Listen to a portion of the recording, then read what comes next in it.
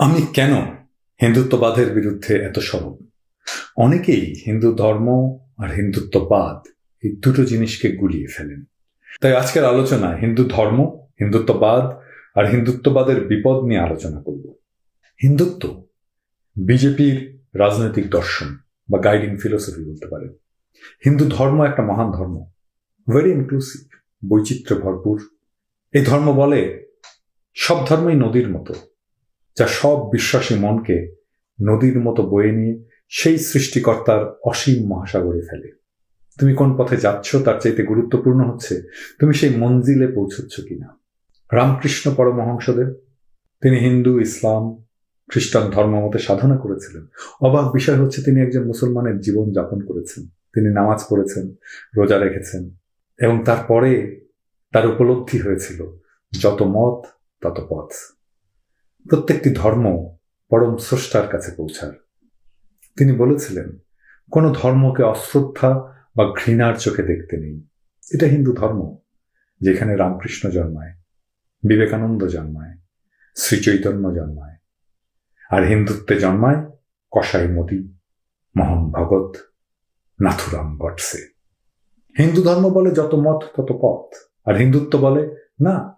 সে বলে যত মত তত পথ নয়, সে বলে না, আমার ধর্মটাই শ্রেষ্ঠ, আমার জীবন ব্যবস্থায় শ্রেষ্ঠ। এটা মনে করাতে কোনো আপত্তি থাকতো না। আমার বাবাকে আমার শ্রেষ্ঠ বাঙালি বলে মনে হতেই পারে, এটাতে কারো কোনো আপত্তি থাকবে না, এটাতে কারো কোনো আপত্তি থাকার কথা নয়। সেটা যদি একান্ত আমার নিজের ভালো লাগার বিষয় হয়েই থাকে। কিন্তু শ্রেষ্ঠত্বের ধারণা শুধু ধারণা হয়ে বিরাজ করে তৃপ্ত হয় না। শ্রেষ্ঠত্বের ধারণা সবসময় প্রতিষ্ঠা চায়।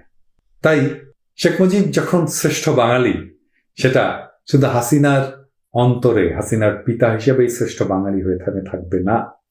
এই ধারণাটাই হাসিনাকে তাড়িত করবে যেন সে পিতার শ্রেষ্ঠত্ব প্রতিষ্ঠা করে ছাড়ে, এবং সেটাই সে করেছে। সে তার বাবার সমালোচনাকে ক্রিমিনালাইজ করেছে, তার বাবার সমালোচনাকারীদের ধরে ধরে শাস্তি দিয়েছে, হাইকোর্ট দিয়ে জবরদস্তি করে জয় বাংলা স্লোগান দিয়েছে, তার বাবার মূর্তি বসিয়েছে একের পর এক। একইভাবে হিন্দুত্ব যখন তার ধর্মকে শ্রেষ্ঠ বলে মনে করবে, তখন সে মসজিদ ভেঙে মন্দির বানাবেই। সে ধরে ধরে মুসলমানকে জয় শ্রীরাম বলাবে, গরুর মাংস খাওয়ার অপরাধে পিটিয়ে মুসলমান আর দলিত মারবেই। এতে তার কোনো গ্লানি হবে না, কারণ সে তো করছে পৃথিবীর শ্রেষ্ঠ ধর্মের মহিমা বৃদ্ধির জন্য। কারণ তার কাছে তো ইসলাম ধর্ম নিকৃষ্ট। তো সে নিকৃষ্ট ধর্মের অনুসারী একজনকে সে তার ধর্মের শ্রেষ্ঠ ধর্মের একটা বয়ান তার মুখ দিয়ে বলাচ্ছে, সে তো তার ভালোই করছে। বুঝলেন তো শ্রেষ্ঠত্বের ধারণা কেন সমস্যা? এই শ্রেষ্ঠত্বের ধারণাই জন্ম দিয়েছিল হিটলারের। আর্য জাতির বিশুদ্ধতা প্রতিষ্ঠায় সারা দুনিয়াকে ছারখার করে দিয়েছিল। শ্রেষ্ঠত্বের ধারণা এমনই বিপজ্জনক। আপনার মনে হতেই পারে চেবা শুটকি দুনিয়ার সেরা খাবার। এখন আপনি এটা যখন মনে করবেন, আপনার মনে উদগ্র আকাঙ্ক্ষা হবে দুনিয়ার সবাইকে চেবা শুটকি খাওয়ানোর। আপনি অপ্রাসঙ্গিকভাবে দুনিয়ার সব জায়গায় ঢুকে পড়া শুরু করবেন। চেবা শুটকি খাইছেন? আহারে, চেবা শুটকি না খাইয়া মরে গেলে তো আপনার আফসোস থাকবে। ভাইজান, মনে রাখবেন, দুনিয়ার অর্ধেকের বেশি মানুষ আপনার পছন্দের চেবা শুটকি খাইতে গেলে বমি করে দিবে, কারণ তাদের টেস্ট ডিফারেন্ট। মোদির হিন্দুত্ববাদ এই কারণেই বিপজ্জনক। এই জন্যই মোদিকে ঠেকাতে হবে। আমরা যেহেতু ইন্ডিয়ার পেটের মধ্যে ঢুকে থাকা একটা দেশ এবং মূলত মুসলমান প্রধান দেশ, তাই বিপদ আমাদের বেশি। মোদির হিন্দুত্ববাদ সবচেয়ে বেশি ক্ষতি করবে আমাদের, করেছে, সেটা তো দেখতেই পাচ্ছেন। মোদির কারণেই তো হাসিনার ফ্যাসিবাদ এতদিন টিকে আছে। শ্রেষ্ঠত্বের ধারণাকে সবসময় সামলে সমঝে চলতে হবে, সন্দেহের চোখে দেখতে হবে। শেষে একটা কৌতুক বলি শোনেন। মোদি তো সাধু ছিল, জানেন নিশ্চয়ই, যৌবনে হিমালয় ঘুরে বেড়াতো।